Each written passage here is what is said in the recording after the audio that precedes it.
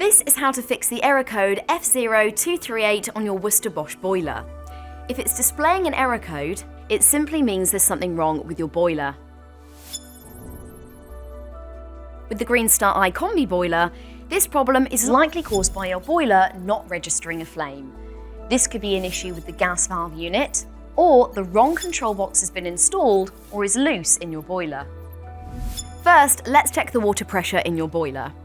We're looking for this to be between 1 and 1.5 bar.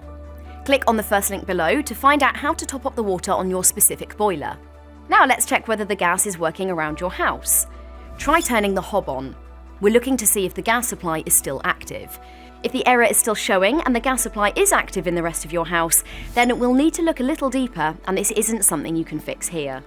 For more advice or to arrange a visit straight away from one of our Gas Safe Registered engineers, just click the Get in Touch link below.